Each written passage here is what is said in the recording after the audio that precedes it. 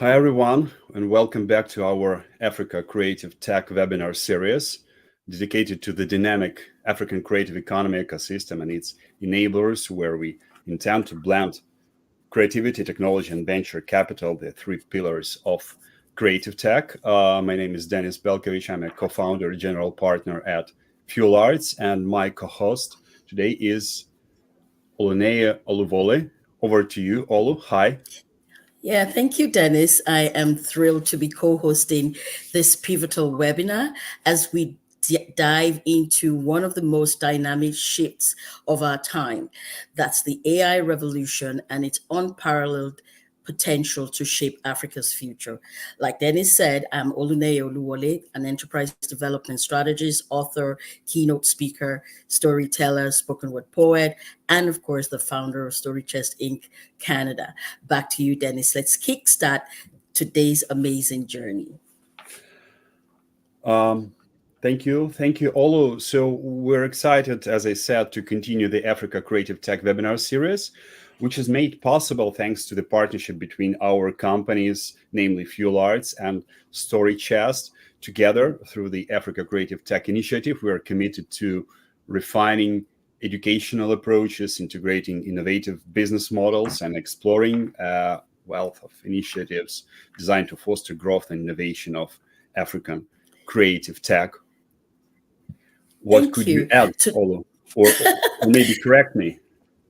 Okay, not correct, but just to add, today, indeed, we stand at a crucial crossroad where technology and innovation are not just tools, but the primary catalysts driving the continent's next chapter of growth. Today, we'll be talking about more than just technological adoption.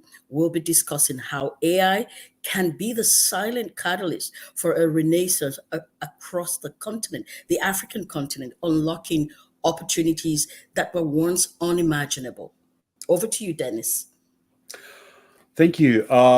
Let's dive into our today's topic. Today's session will explore the intersection of AI with Africa's development, unpacking how it can redefine everything from healthcare to education, electronic governance, and beyond. So we'll try to examine how policymakers, industry leaders, and innovators can forge new collaboration to accelerate Africa's leap into the new digital age. I believe it's time to present our today's great speaker. Over to you. Okay, Olu. thank you, Dennis. Yes, so before I bring our speaker, this is not just about Africa catching up.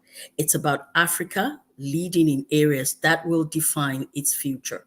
We will be exploring how AI can be the key to unlocking Africa's untapped potential. Today, we're thrilled to welcome Barbara Glover, the program officer at the African Union Development Agency-NEPAD, AUDA-NEPAD, a key trailblazer in driving the advancement of science, technology, and innovation for Africa's socio-economic development.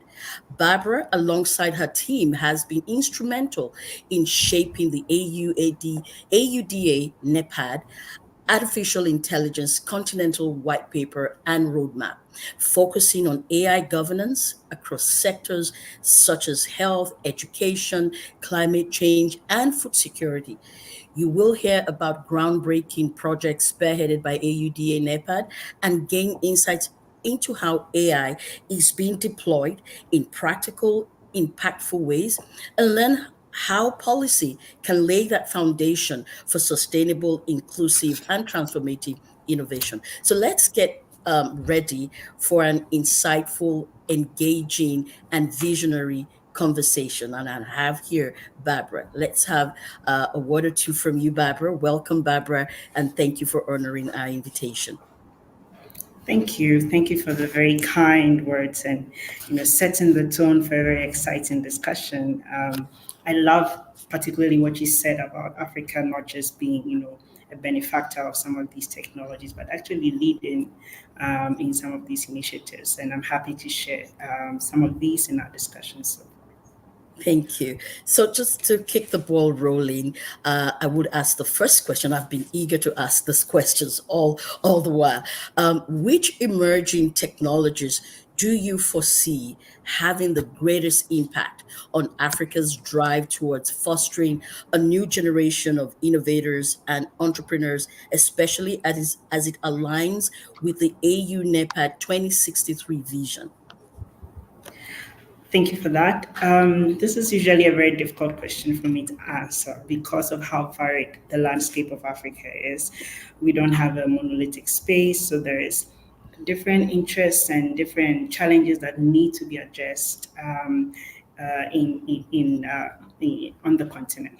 In terms of emerging technologies, I think the current interest has been on anything within the digitalization portal.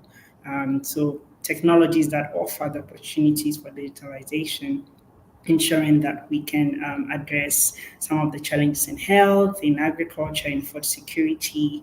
So beyond even AI, which is the current buzzword and excitement, we have other technologies in that pool that can support and address various emerging technology challenges we have. Thank you. Yeah, over to you, Dennis. I know you have your questions. Yeah, thank you so much, Olu. Thank you so much, Barbara, again for coming, for sharing this webinar with us, for sharing your extensive knowledge. First of all, let me confess that I was very much surprised and I was very much delighted when several years ago I knew about the AUDA-NEPAD concept, and I realized that the strategy plan for African Union stretches till 2063. I said to myself, wow, even the business, even the strategic plan for fuel arts doesn't stretch for such a long period of time. So please take my compliments to you personally, as the person responsible and working with the realization of that plan, and for all the African continent who thinks so much ahead. So that's really if I could say cool. Yeah, that's really cool and strategically very, very smart. So my question will be the continuation of Olu's question. What are the primary challenges and opportunities in integrating those emerging technologies such as AI and blockchain into the educational programs for African youth? In other words, how can these technologies be harnessed to support the Agenda 2063 objectives? Okay. I think, I'll start with the challenges. I think one major issue has been the digital divide. Earlier on, I mentioned how it's not a monolithic space and we have so many other factors to consider when it comes to recommending innovation and emerging technology. So we understand that there are still some populations on the continent that do not have access to internet or be able to catch up in this digital space. These are the realities we have on the continent. So of course, there's more concerns that with the recommendations on technologies like AI, blockchain, and synthetic biology, you have some people gaining an upper hand and others being left behind. Another challenge has been the adaptation of our educational systems to align with some of these recommendations. Last week, we were at the World Bank for a meeting where we looked at the AI discussion in our educational sector. And one thing we identified was the fact that the teachers themselves owning up to how they are struggling to adapt to all these new technologies that we're bringing up. During COVID, they were suddenly compelled to move into edtech solutions because schools are shut down. But there wasn't that training opportunity for them to transition gradually. So these are realities we have on the ground. There is also, of course, policy and governance and some policies that need to adapt to the emerging trends and emerging technologies that are coming up. So in hindsight, these are some of the challenges that we are seeking to address through the work of the African Union Development Agency. In terms of opportunities, we have an understanding that these technologies offer us a chance to leapfrog certain generations of industrialization that perhaps some sections of the continent did not experience, and dive right into the current generation of industrialization and utilizing some of these technologies. It enables us to reach unreachable communities. We're currently on an online platform. I'm here in South Africa, you're in another country, and this is how we can also expand our capacity building initiatives. So it doesn't have to be me traveling to every country to say, hey, these are the technologies, how you should do it, but leveraging some of these to transfer knowledge and build capacity across board. These are some of the opportunities. Also, we can see that we have a population of young people who are very averse or getting excited about innovation and technology. We now have a Gen Z culture that is obsessed with TikTok and some of these new platforms. Yes, and these are opportunities for us to utilize that excitement and engagement for them to build their skills in digital training, where Africa becomes not just a consumer of these products, but that through coding and other training mechanisms, they also become producers of some of these platforms and emerging technology opportunities that we can harness to address unemployment and other limitations of the continent. Yeah, I hope that answers your question. Yeah. Yes, totally answers. And I think I should learn from you how to reply directly to the direct questions. Sometimes I feel that gap in my speaker experience. Heading to you, Yeah. Polo. Yeah, thank you very much, Barbara. And I must say that I want to just take a moment in time to really appreciate the efforts of the AUDA-NEPAD, the initiatives that, runs across the continent in trying to, bridge the digital divide. You clearly mentioned some of the challenges, which I do know, marginalized communities, women, youth, children being, divided by the digital, access. You also mentioned policy, some of the challenges, policy and governance, capacity building. In all of these, and with your experience across board, what strategic approaches can be adopted to overcome the challenges? We know that the challenges are they're really huge, but what strategic approaches can be adopted to overcome the challenges of integrating emerging technologies into education programs for African youth, ensuring that they're future ready and also globally competitive? Thank you. That's a very excellent question. I think I'll share about 4 points on this. The first would be the need to be innovative with our educational curriculum. I schooled all my life in Africa, and in schooling, I was never given the opportunity to think outside the box in so many instances. In terms of curriculum development, we need to look at how to revitalize our current curriculum, so that as a young person, you graduate from the university, you already have entrepreneurial skills, you already know how to transform your research output into marketable products. These are some of the things that we are advocating for through our partnership with Med Alliance, looking at STEM education and how to make sure that we have a future that is ready for the technology field through our curriculums. Another thing, I think I mentioned it earlier, is our teachers. These are avenues to the youngest minds on the continent, and we should not take their role for granted. These are people that transform the thought patterns of young people, and these young people become our future policymakers, our governors, our educators. And so it's a starting point that we need to look at how that training is translated from the teacher training faculties into the students, and transforming how they can be able to integrate emerging technologies into our educational systems. And then as a continent, we've very much been touted as a good example of the utilization of mobile technologies. When I think it's received a very widespread adaptability because we use it for banking solutions like the M-Pesa, the Momo.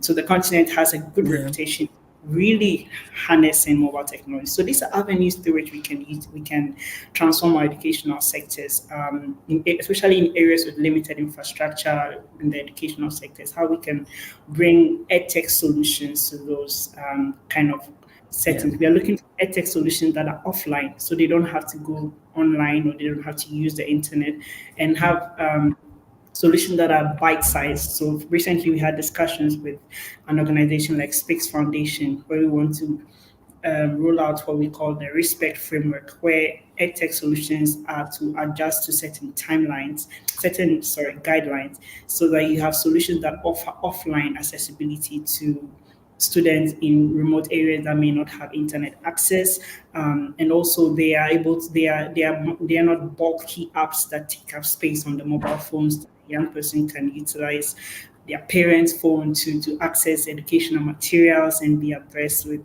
the system.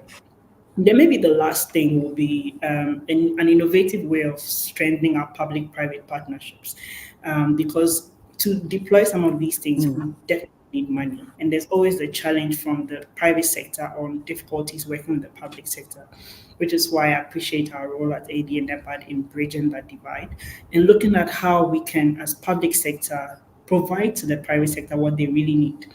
For instance, there's complaints in the private sector about the fact that the graduates that are coming out are not meeting the market demands. They're not meeting the standards that they want. And so if you want public-private partnerships, we should consider those that the training that is given out reflects the use of emerging technology, so that when the graduate comes out, they are well skilled. And if you approach Vodacom or MTN or Microsoft and say, look, sponsor this training for this university, and these are the kind of graduates you're going to get, and they're going to come back and build your organization to the next level, I don't think they would have a challenge with that. So a very transformed way of looking at our public-private partnerships that give value addition to the private sector might encourage more funding in that area. I think this gives enough information on some of the strategic approaches we can utilize. Yes, thank you, It does Barbara. provide, and I do. Yeah, go ahead, Dennis. Yeah, just wanting to confirm, to assure Barbara that this information seems to be very relative and very important, both for us as the hosts, because we're also learning from you, and for our audience. We have some reactions. So Dennis, the representative of Web3 community from Switzerland, is watching us and watching very attentively, because there are a lot of startups founded by the founders from Africa, in Switzerland, for instance, as well. And they are part of the Swiss creative tech ecosystem. My question will be based on the proverb, so many, as we know, so many countries, so many customs. And Africa consists of 54 countries. And when it comes to dive into creative tech scene or ecosystem in each country or each region of the world, we always see some key feature, the key asset. All the startups are based on. And for African startups, from what we've learned researching that market, the biggest asset, one of the biggest assets, is the cultural heritage. So my question will be, how can that Africa's diverse cultural heritage be integrated, and how it is integrated now into tech-driven youth empowerment programs, educational programs, tech programs, to ensure that innovation is not only globally competitive, but also, if I may say, uniquely African? Yeah, that's a very valid question. Usually when I am having our capacity building initiatives, one of the narratives I use to drive home the need for innovation and emerging technologies in Africa is the movie Wakanda. Wakanda is a movie that reflects the African culture and identity, but shows us as a continent that has fully adopted science, technology, and innovation.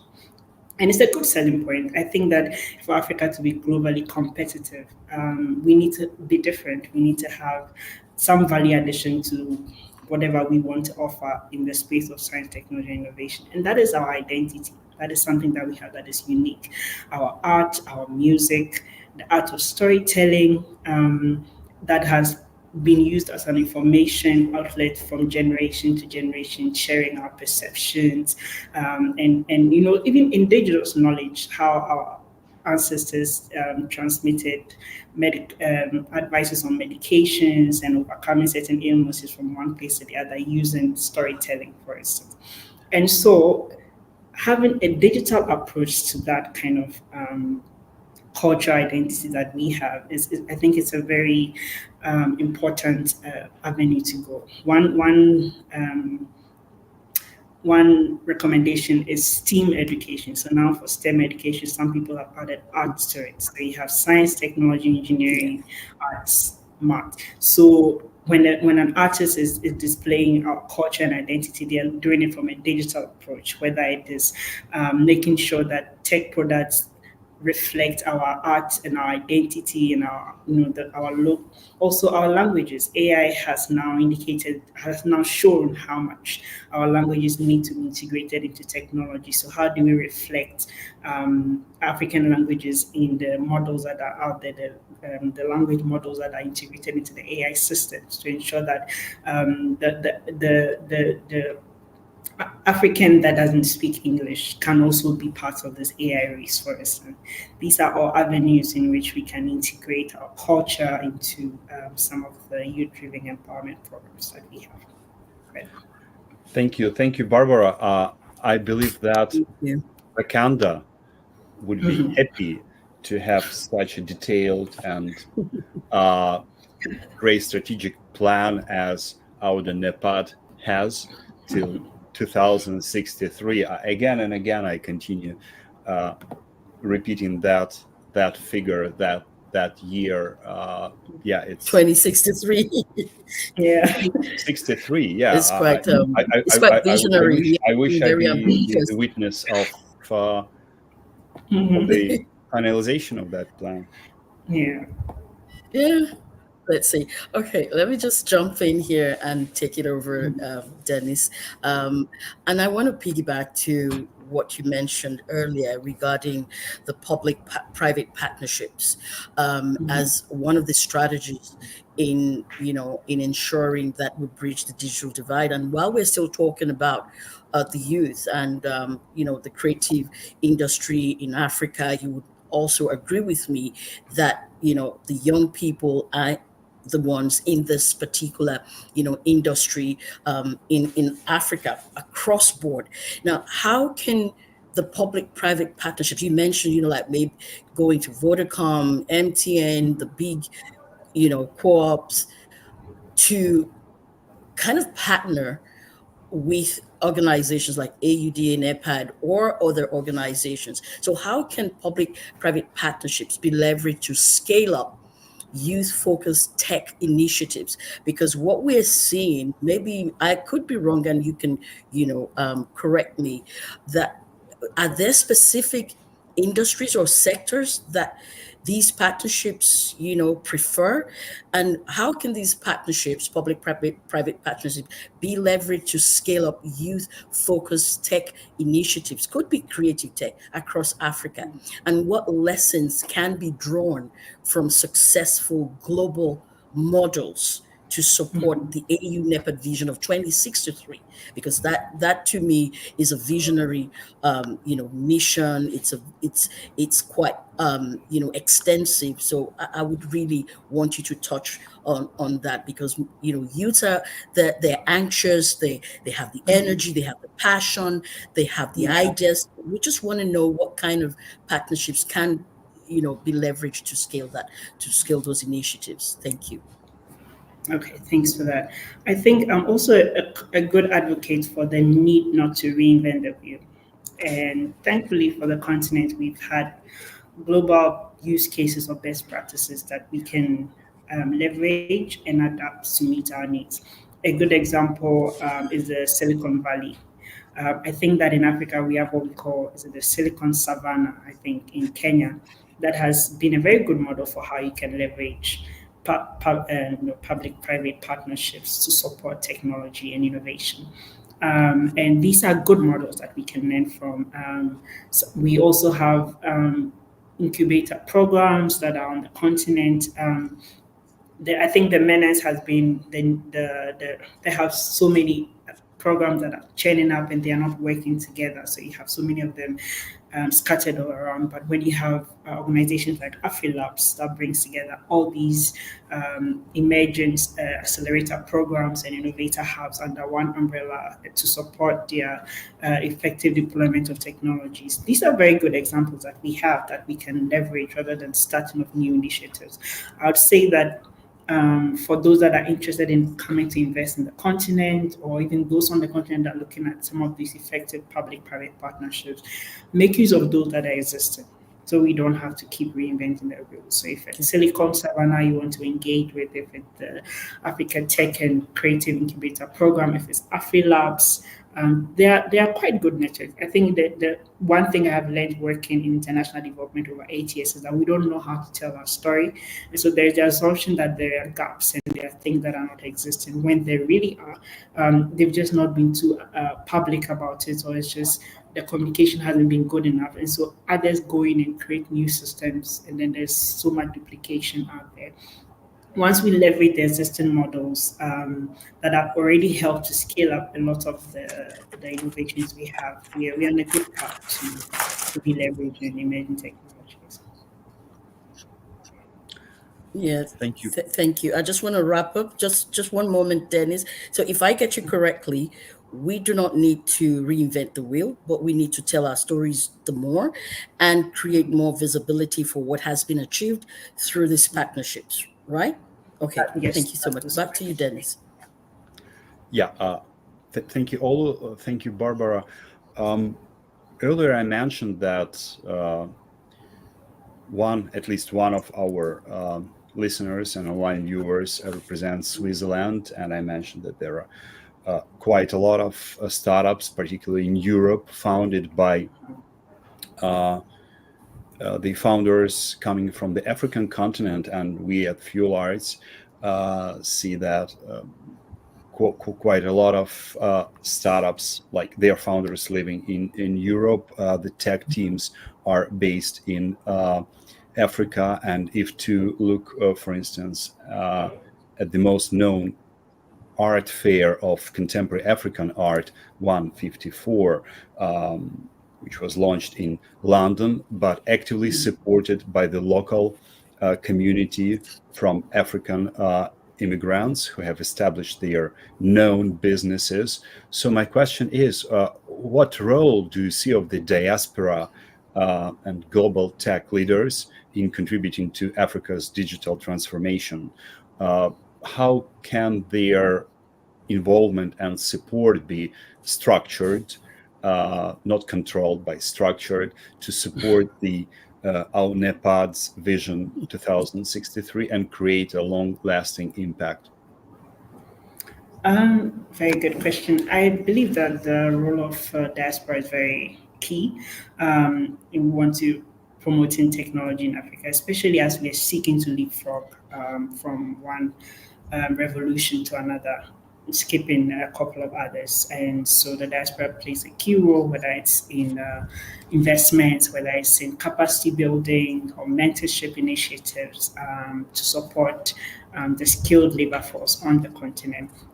I think it's important that we view ourselves as partners. Like you said, it's supposed to be like a structured support or engagement. And so when we view ourselves as partners where each person comes with a value addition to such an engagement, that will be important. We need to look at co-investment funds for some of these innovations.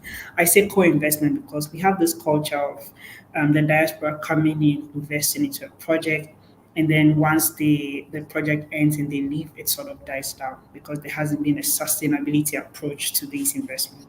And so it's important. For instance, with AUDA-NEPAD, we have what we call the Grand Challenges Initiative, looking at investments in health tech innovation. And what is done is that the government has to commit a certain amount to the initiative, and then it is matched or co-matched by the investor.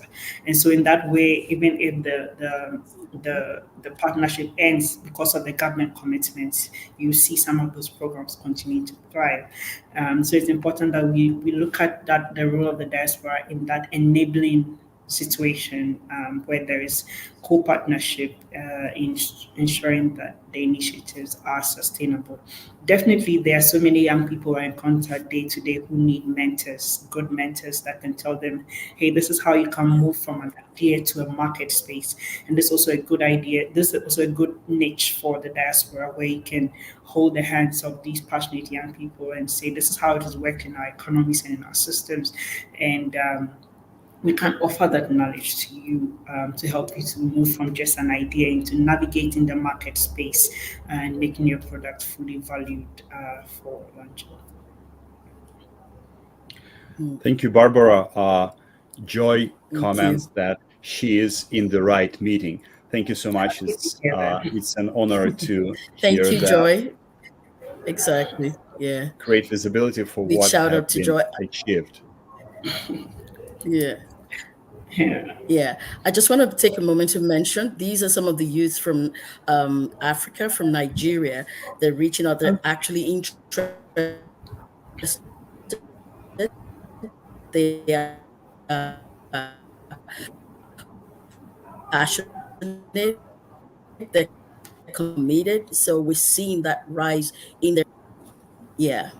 Did I lose you there? A bit, but I think I got it. I think.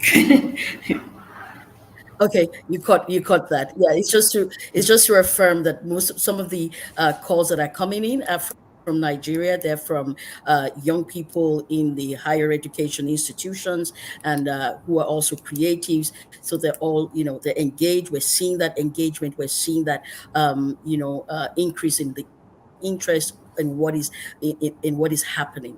Back to you, Dennis. I think you wanted to wrap up your segment. It seemed to me that it's your turn to ask the question. Okay. All right.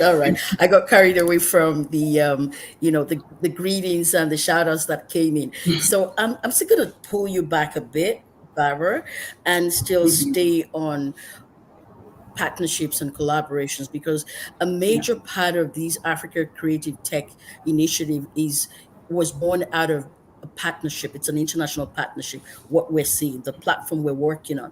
And that's why our interests, kind of hover around international partnerships and collaborations. But we're going to pull that to the AU Agenda 2063 and how international partnerships. Yes, you mentioned about the diaspora interventions. You talked about capacity, structured support in terms of capacity building, mentorship, co-investment funds.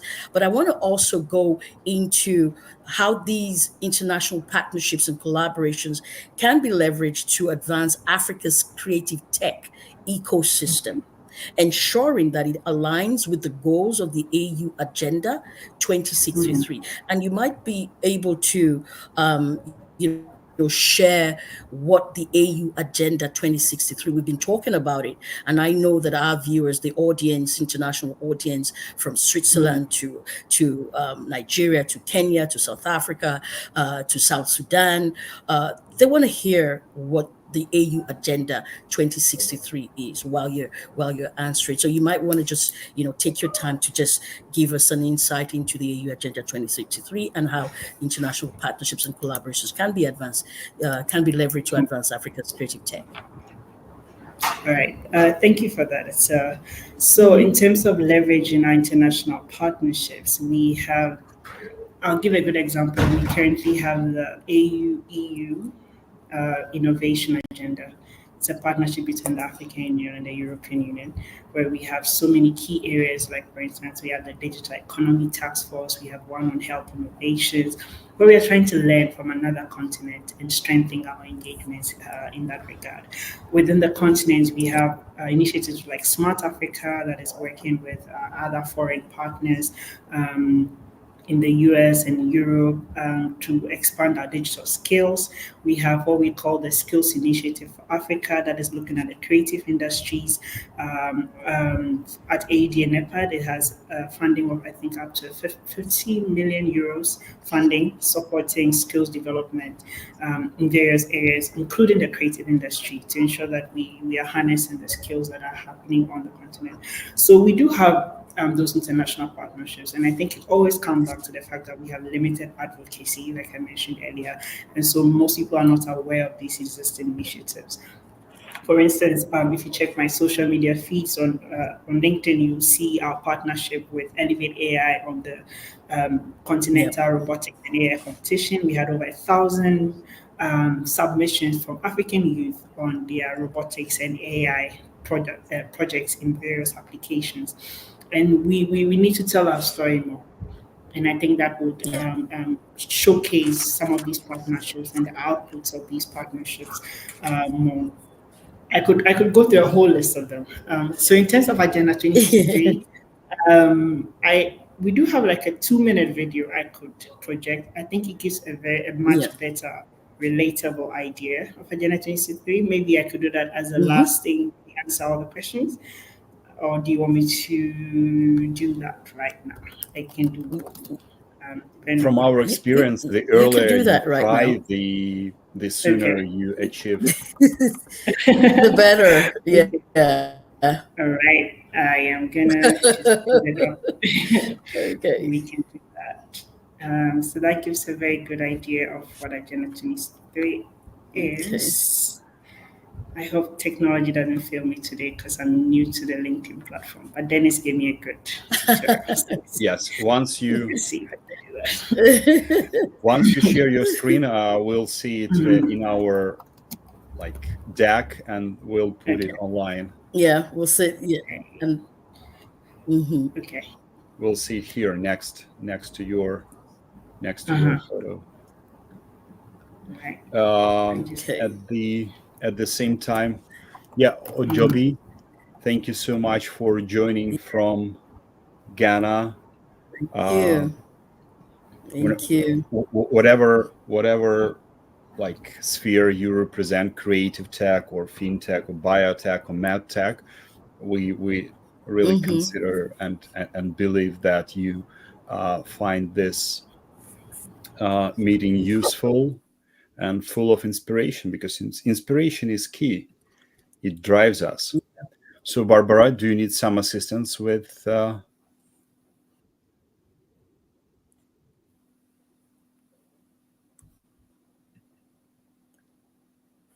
Or we can go to the next. Okay, we have Deborah Bangboshe. Deborah, yes, from Lagos, Nigeria. Yes. These are my mentees and part of the creative tech, creative industry in Nigeria, in the universities of Obafemi Awolowo University, where we have quite a number of youths in the creative industry. Thank you for joining us today. Yes, thank you. Meanwhile, we lost Barbara's camera.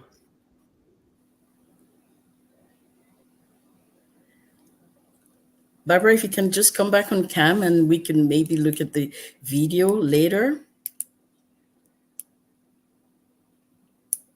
Or we could simply glue it to the next, to the video version of the webinar.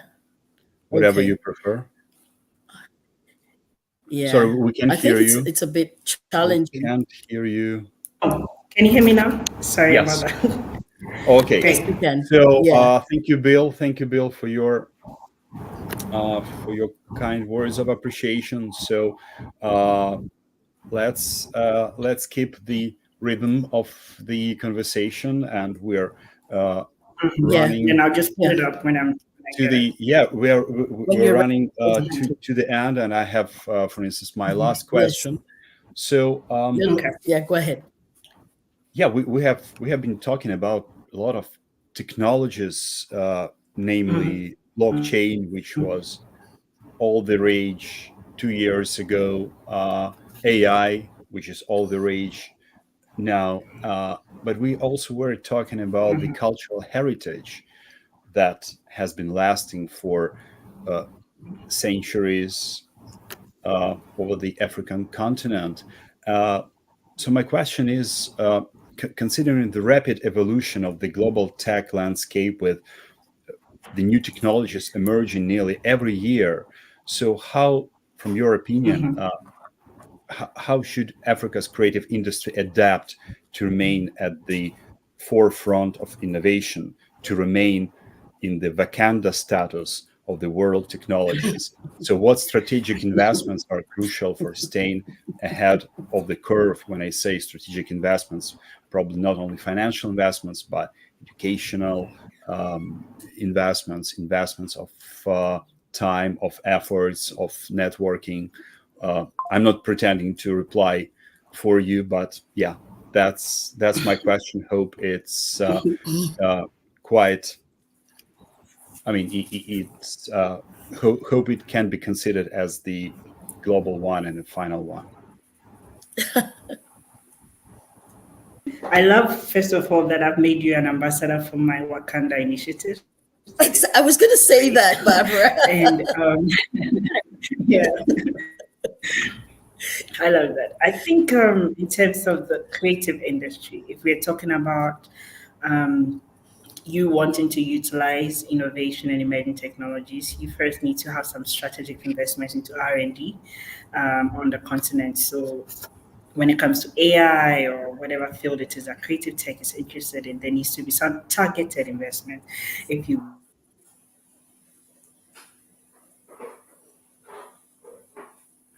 digital tools, you should have targeted investment in that approach.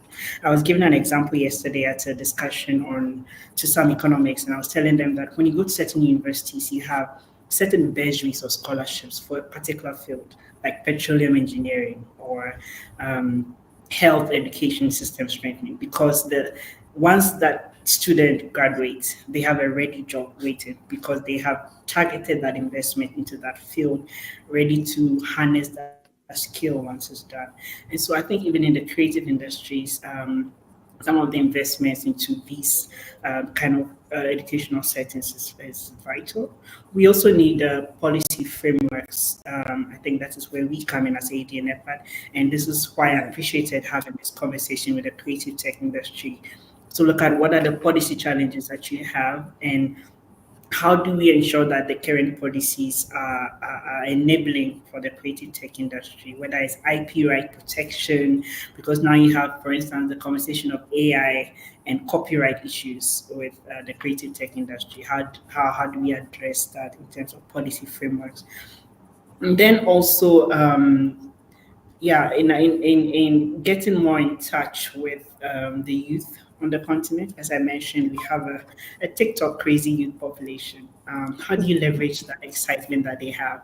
Now everyone is dancing because that's what works on TikTok. How do you leverage it in other areas of, to get them to be more excited about utilizing tech, not just as a fun activity, but actually to address challenges that they see around them, utilizing, they're still having fun, but you're using that avenue to address whatever challenges or disseminate certain vital information that we have across the continent. The video I'm going to share with you, for instance, is, an avenue through which creative tech is engaging with policy making and making things more easily understandable and relatable in disseminating our policies and our engagement. So these are beautiful opportunities that we can utilize to engage on the continent. Great. So shall we make another try to present the video? Yeah, I'm going to try one last time, and I hope this time it works. Yeah. At the same time, I should say thank you. Thank you, Barbara, for your inspiring replies and a great conversation. And I have a chance to remind that this webinar series is designed to be a cornerstone of the Africa Creative Tech Initiative, initiated by Fuel Arts and Story Chest.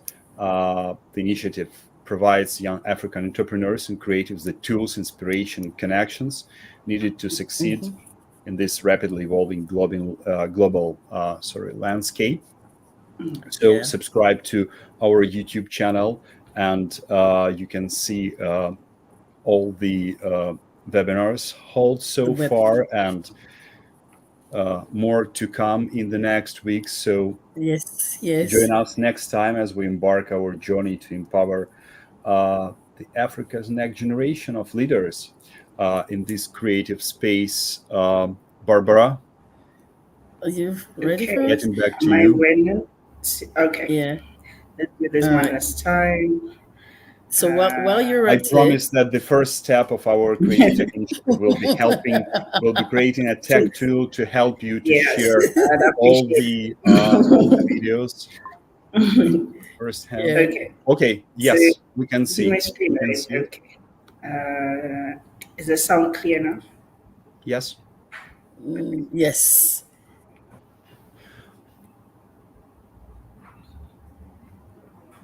I think the audio. There is no. The audio is crucial. We could. Yeah, the audio isn't working. Wasn't on, just to say. It's because both of the streams are coming from Barbara's one laptop, and it goes to her earphones. It goes to yours. Yeah. So maybe you will just provide the link, and we'll to that video, and we'll share it with our viewers. Yeah. Sure. Please send it on my LinkedIn. Okay. Yeah, send it to our LinkedIn. Oh, and it's we can. Oh, this is thank you, Yine. Our previous guest is following this conversation from South Sudan. Yeah, thank you, Yine. And we really, we really love the fact that you're supporting us. I just wanted to mention there was another guest, Dennis, that's Benga Demule, from the intellectual property, industry in Nigeria, in the Obafemi Awolowo University, and I'm very sure that they are very interested the research and the development. I would say faculty. Yes, that's being with it. Thank you for joining us of the Intellectual Property Office and the Research and Development, representing the Deputy Vice Chancellor for Research and Development, Professor Akonya Kinyemi. Thank you for joining us. Okay, so back to you. Yeah. Let's see. It's my first time on LinkedIn Live. I'm trying to figure this out. Okay. I think I'm gonna paste this in the chat. You can send the link to us, yes, and then we will share it. And I'll share it in the group chat. Please. That's fine. Okay. Yeah. So take it away, Dennis. Or you can post it. I'm trying to log into yourself. Do you see the window to the right from your cabinet? Yeah, but it asks for my YouTube login. But yeah, we'll sort it out. Don't worry. Okay. We'll sort it out after. So let's wrap it up. We don't want to take too much of your time. So Dennis, please take us to the closing for Barbara. It seemed to me that I have said all the closing remarks. Okay. Okay, Barbara. Then over to you, Olu and Barbara. Barbara, thank you. I think my closing message will be for the young people in this audience to see Africa as something that you take ownership of as a young person. Be familiar with what is being decided about for your future, because when the decisions are made for your future, those who made those decisions may not be there to see their implications. And in the same way, in the positive angle, decisions that are being made for you to, in terms of skills development and all of that, take advantage of them and utilize them. I see that when I joined my institution, I was the youngest person in the institution for about 6 years, and I found that troubling. That decisions that are being made for young people are being made by people that won't be there to see whether this works or not. So I would encourage us to be more active in some of those spaces. Drop me a LinkedIn message if you're trying to apply for a job or you want someone to read your CV, or some of the mistakes that we make in there, so that we get into these spaces and we get into it fast and early, so that the decisions reflect our thoughts and our opinions, and we can ensure that we really deliver on the Africa that we want by 2063. Thank you. Thank you, Barbara. Meanwhile, Ojobi is sharing a link. I haven't seen the link, but I'm pretty sure that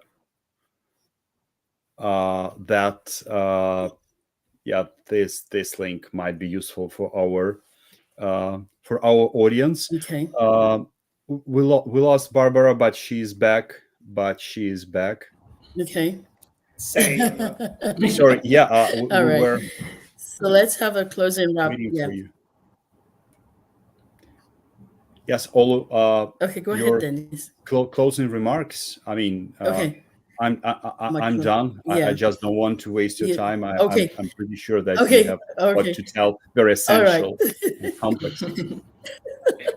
Thank you, Barbara. First and foremost, for honoring our invitation and this transformative conversation. I super love the fact that you have reached out to the youth. You have, echoed what they want to hear, and that is taking ownership of Africa and taking ownership of their future. And as we come to a close, I want to also leave with a powerful thought that this is just the beginning of an incredible journey. Today, we've explored the untapped potential of AI to revolutionize key sectors across Africa, from healthcare and education to climate resilience and food security, the arts and creative industry. And we have seen how collaborative innovation can change the game for sustainable development. But the conversation doesn't end here. This is where the action begins. Our collective efforts as policymakers like Barbara, innovators, entrepreneurs, and industry leaders are what will transform Africa's digital and economic landscape. The challenges are very real, but so are the opportunities. With strategic policy frameworks like what we're seeing, the AUDA-NEPAD strategic plan for 2063, that's a reflection of bold leadership and innovative technologies like AI. With all of that, we're positioned to reimagine Africa's future, not just as a participant in the global tech race, but as a leader in shaping the next wave of technological progress. The insights shared today, thank you, Barbara, again and again, are not just talking points. They are catalysts for change. Now is the time to embrace those bold ideas. We push the boundaries and build the future we've envisioned. Africa's renaissance in science, technology, arts, innovation is unfolding, and you are all part of this movement. And I appreciate everyone, the youth, everybody that joined us today. We can't wait to see the solutions, the partnerships, the groundbreaking innovations that will emerge from today's discussions. Together, we can make a profound impact. Thank you for your presence, Barbara. Thank you for your time. Thank you, everyone, for your support, for your passion and commitment. Let's continue to ignite the change. And on this note, we want to say, on behalf of Dennis and myself, we want to say thank you to you, Barbara, and thank you to our global audience for staying with us and supporting us and also engaging with us. Till the next time, it's goodbye from all of us. Bye. Thank you. And I've just posted everywhere the link from Barbara. Okay. Yes. So that would be the first thing me and Ola will do after we finish the conversation, because we are eager to see that short video message to show video. I'm sorry, everyone, to see that inspiring cartoon, And thank you, Barbara, for today's meeting, for your inspiration. Thank you. The confirmation can be seen in our chat. I don't know. I mean, from 54 countries, we have enumerated at least 10 watching us today, and hopefully Yes, today. Every week we'll invite more. We'll capture the attention of more and more African countries, but in return, with your help, with the help of AUDA-NEPAD and your beautiful strategy, which lasts the till EU 2063 now and then, will be stretched hopefully forever. And so in return, we'll bring them that assets that we've mentioned: knowledge, some financial instruments, tech instruments, and the open heart of the rest of the world, which is happy to cultivate and to penetrate African creative tech as part of the world creative tech. So yes, thank you for the joy of thank you so much. Yeah.